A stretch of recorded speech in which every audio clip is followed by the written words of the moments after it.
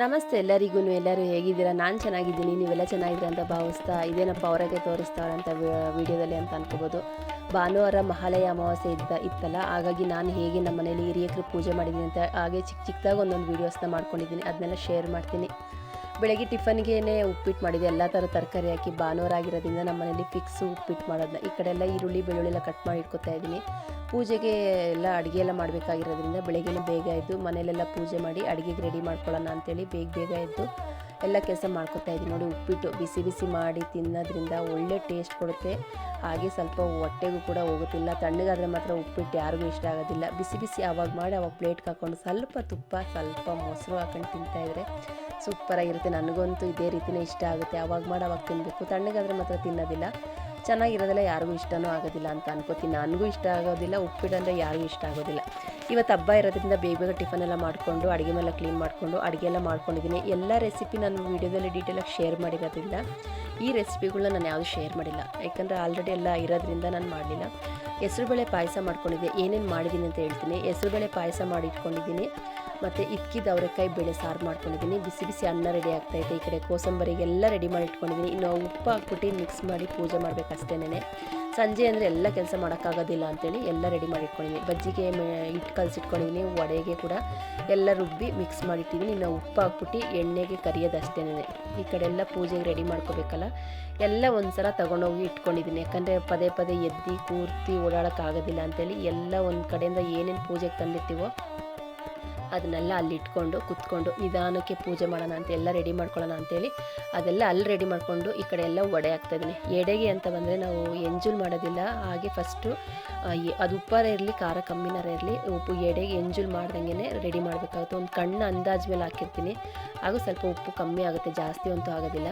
ಆ ಕಡೆ ಎಣ್ಣೆಗೆ ವಡೆ ಎಲ್ಲ ಹಾಕ್ಬಿಟ್ಬಂದೆ. ಮಗಳು ನೋಡ್ಕೊತಾ ಇದ್ದಾಳೆ. ಈ ಕಡೆ ನಾನು ಫೋಟೋ ಎಲ್ಲ ರೆಡಿ ಮಾಡ್ಕೊಳ್ಳೋಣ ಅಂತೇಳಿ ಫೋಟೋಗೆಲ್ಲ ಅರ್ಶಿನ ಕುಂಕುಮ ಇಟ್ಕೊತಾ ಇದ್ದೀನಿ. ಇವ್ರು ಬಂದು ನಮ್ಮ ಯಜಮಾನ್ರು ಅಪ್ಪ ಅಮ್ಮ. ಇವಾಗ ಇಬ್ಬರು ಇಲ್ಲದೆ ಇರೋದ್ರಿಂದ ಪೂಜೆ ಮಹಾಲಯ ಅಮಾವಾಸ್ಯೆಗೆ ನಾವು ಎಡೆ ಇಡ್ತೀವಿ. ಹಿರಿಯಕರು ಪೂಜೆ ಮಾಡಲೇಬೇಕು. ಹಿರಿಯಕರು ಪೂಜೆ ಮಾಡೋದ್ರಿಂದ ಅದೇನೋ ಒಂದು ಮನೆಗೂ ಒಳ್ಳೆಯದು, ಮಕ್ಳಿಗೂ ಒಳ್ಳೆಯದು, ಆರೋಗ್ಯ ಚೆನ್ನಾಗಿರುತ್ತೆ. ಹಾಗಾಗಿ ನಾನು ಯಾವಾಗಲೂ ವರ್ಷಕ್ಕೊಂದ್ಸಲ ಮಹಾಲಯ ಅಮಾವಾಸ್ಯೆ ದಿವಸ ಪೂಜೆ ಹಿರಿಯಕರು ಪೂಜೆ ಮಾಡ್ತೀವಿ. ಅವರಿಗೆ ಅಂತ ಬಟ್ಟೆ ತಂದಿರ್ತೀವಲ್ವ, ಶರ್ಟ್ ಪೀಸು ಎಲ್ಲ ಇರ್ತಾರೆ. ನಾನು ಶರ್ಟ್ ಪೀಸ್ ಸಿಕ್ಕಲ್ಲ, ಯಾಕಂದರೆ ಹೊಲ್ಸಿರೋದನ್ನ ಯಾರೂ ಹೊಲಿಸಿ ಯಾರೂ ನಮ್ಮ ಮನೇಲಿ ಉಟ್ಕೊಳೋದಿಲ್ಲ. ಹಾಗಾಗಿ ರೆಡಿಮೇಡ್ ಶರ್ಟೇ ತೊಗೊಂಡು ಬರ್ತೀನಿ. ಶರ್ಟ್ ತೊಗೊಂಡ್ಬಂದು ಪಂಚೆ ಟವಲು, ನಾವು ತಂದಂಥ ಬಟ್ಟೆ, ಸೀರೆ ಬ್ಲೌಸು ಅವ್ರಿಗೆ ಮತ್ತು ಮಾವನಿಗೆ ಅತ್ತೆಗೆ ಇಬ್ರಿಗೂ ಸೀರೆ ಬ್ಲೌಸು, ಪಂಚೆ ಟವಲು ಮತ್ತು ಶರ್ಟು ಇದನ್ನೆಲ್ಲ ಇಟ್ಟು ಒಂದು ಗ್ಲಾಸಷ್ಟು ಅಕ್ಕಿ ಹಾಕಬೇಕಾಗುತ್ತೆ. ಅಕ್ಕಿನ ನೋಡಿ ಹಾಕಬೇಕಾಗುತ್ತೆ. ನಾನು ಯಾವುದೇ ಒಂದು ಪೂಜೆ ಮಾಡಲಿ, ಈ ಪೂಜೆ ಮಾಡಲಿ, ಯಾವಾಗಲೂ ಅಷ್ಟೇ ನಾವು ಏನು ಅಕ್ಕಿ ಹಾಕಿರ್ತೀವಲ್ವ ಅದಕ್ಕಿಂತ ಒಂದು ಸ್ವಲ್ಪ ಅಕ್ಕಿ ಜಾಸ್ತಿನೇ ಇರುತ್ತೆ. ಈಗಲೂ ಕೂಡ ಅಷ್ಟೇ, ನನಗೆ ಒಂದು ಮುಷ್ಟಿ ಅಕ್ಕಿ ಜಾಸ್ತಿನೇ ಬಂದಿತ್ತು. ನನಗೆ ಈ ರಾತ್ರಿ ನಾನು ಕರೆಕ್ಟಾಗಿ ಅಂದಾಜು ಮೇಲೆ ಇಟ್ಟಿದ್ದೆ. ಒಂದು ಚೊಂಬು ಫುಲ್ಲು ಇಟ್ಟಿದ್ದೆ. ಫುಲ್ಲು ಚೊಂಬು ಆಗಿ ನನ್ನ ಕೈಯಲ್ಲಿ ಒಂದು ಇಡಿಯಷ್ಟು ಅಕ್ಕಿ ಜಾಸ್ತಿ ಆಗಿತ್ತು. ಇದು ನಿಮಗೂ ಆಗುತ್ತಾ ಅಂತ ನನಗೆ ಕಮೆಂಟ್ ಸೆಕ್ಷನಲ್ಲಿ ಹಾಕಿ. ಈ ಕಡೆಲ್ಲ ಕಳಸ ಅಂತ ಅಂದರೆ ತೆಂಗಿನಕಾಯಿ ಇಡೋದಿಲ್ಲ, ಬರೀ ಕಳಸಕ್ಕೇ ಎಲೆ ಇಟ್ಬಿಟ್ಟು ಅದಕ್ಕೊಂದು ಸ್ವಲ್ಪ ಅರ್ಶಿನ ಕುಂಕುಮ ₹1 ಕಾಯಿನ ಇಟ್ಬಿಟ್ಟು ಪೂಜೆ ಮಾಡ್ತೀವಿ. ನಾವೊಂದು ಮಣ್ಣಿಂದು ಕಳಸ ಇಕ್ತೀವಿ, ಒಂದು ಸ್ಟೀಲ್ದು ಕಳಸ ಅಂತ ಇಕ್ತೀವಿ. ಮಣ್ಣಿಂದು ಬಂದು ಗಂಡು ಅಂತೀವಿ, ಎಣ್ಣಿಂದು ಬಂದು ಎಣ್ಣಿಗೆ ಸ್ಟೀಲ್ದು ಬಂದು ಹೆಣ್ಣು ಅಂತ ಹೇಳ್ತೀವಿ. ಈ ಥರ 2 ಕಳಸನ ರೆಡಿ ಮಾಡಿಕೊಂಡು ಆ ಅಕ್ಕಿ ಇಟ್ಟಿದ್ವಲ್ಲ ಅದ್ರ ಮೇಲೆ ಕಳಸ ಇಟ್ಟು ಅದು ಸುತ್ತ ಹೂವು ಇಟ್ಟು ಎಲೆ, ಅಡಿಕೆ, ಕಡ್ಡಿ, ಕರ್ಪೂರ ಮತ್ತು ಅರಶಿನ ಕುಂಕುಮ, ಬಳೆ ಎಲ್ಲ ಇಡಬೇಕಾಗುತ್ತೆ.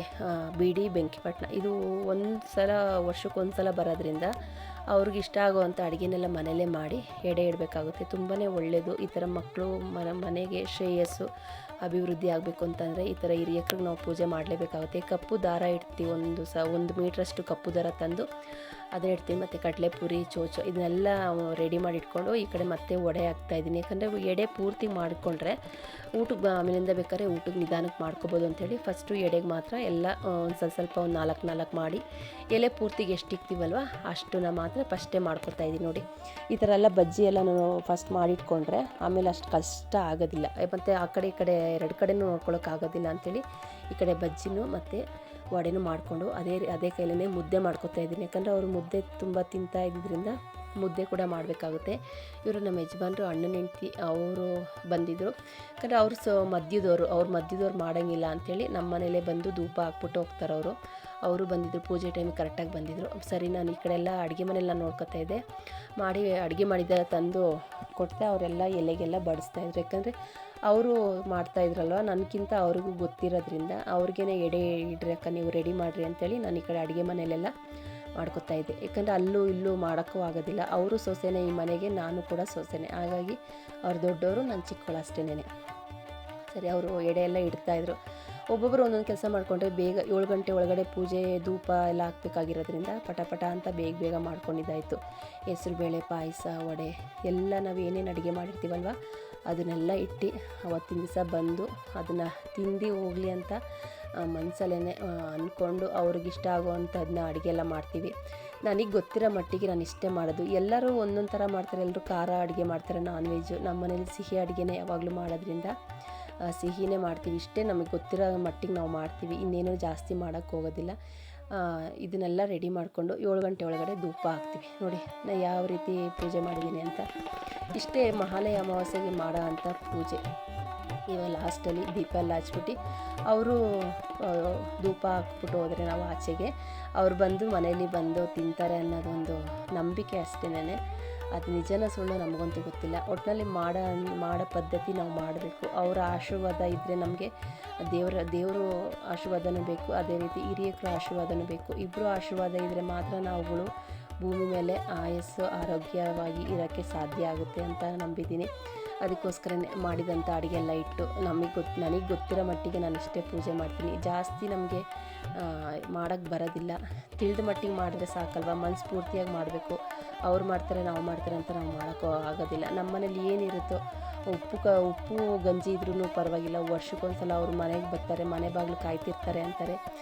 ನಾವು ಅವ್ರಿಗೆ ಪೂಜೆ ಮಾಡಿಲ್ಲ ಅಂತಂದರೆ ಅವ್ರು ಎಲ್ಲಿ ಹೋಗ್ಬೇಕಲ್ವ. ಹಾಗಾಗಿ ನಮ್ಮ ಮನೇಲಿ ಏನಿರುತ್ತೋ ಅದನ್ನು ಇಟ್ಟು ಮನಸ್ಫೂರ್ತಿಯಾಗಿ ಪೂಜೆ ಮಾಡಿ, ಮಕ್ಕಳು ಇರೋ ಮನೆಯಲ್ಲಿ ಮಕ್ಕಳು ಇರಲಿ ಇಲ್ಲದೆ ಹೋಗಲಿ ಆ ಕುಟುಂಬಕ್ಕೆ ಒಳ್ಳೆಯದಾಗಲಿ ಅಂತ ಬೇಡಿಕೊಂಡು ಹಿರಿಯರಿಗೊಂದು ಗೌರವ ಕೊಡೋದು ನಮ್ಮ ಜವಾಬ್ದಾರಿ ಅಲ್ವಾ. ಅದಕ್ಕೋಸ್ಕರನೇ ವರ್ಷಕ್ಕೊಂದು ಸಲ ಪೂಜೆ ನಾನು ಮಾಡ್ತೀನಿ, ನಾನು ನನ್ನ ಮಕ್ಕಳು. ಯಜಮಾನರು ಆರ್ಮಿಲಿ ಇರೋದ್ರಿಂದ ಅವ್ರು ಯಾವುದೇ ಹಬ್ಬಕ್ಕಾಗಲಿ ಫಂಕ್ಷನಿಗಾಗಲಿ ಮದುವೆಗೆ ಕಷ್ಟ ಏನೇ ಒಂದು ಕಾರ್ಯಕ್ಕಾದರೂ ಅವರು ಇರೋದಿಲ್ಲ. ಯಾಕಂದರೆ ಅವ್ರು ಇದ್ದಾಗ ಯಾವ್ದಾದ್ರು ಹಬ್ಬ ಬರುತ್ತಲ್ವ ಆವಾಗ ಅವ್ರು ಇರ್ತಾರೆ. ಇಲ್ಲ ಅಂತಂದರೆ ಏನೇ ಒಂದು ಹಬ್ಬ ಬರಲಿ, ಒಳ್ಳೇದು ಬರಲಿ, ಒಂದು ದುಃಖದ ವಿಚಾರ ಬರಲಿ, ಅದನ್ನು ನಾನು ನನ್ನ ಮಕ್ಕಳು ಮಾತ್ರ ನೋಡ್ತಾ ಇರ್ತೀವಿ. ಯಾಕಂದರೆ ಅವರು ಇಲ್ಲಿ ಇರೋದಿಲ್ಲ, ಬೇರೆ ಕಡೆ ಡ್ಯೂಟಿಲಿರೋದ್ರಿಂದ ಯಾವುದೇ ಒಂದು ಹಬ್ಬಕ್ಕೂ ಅವ್ರು ಸಿಗೋದಿಲ್ಲ.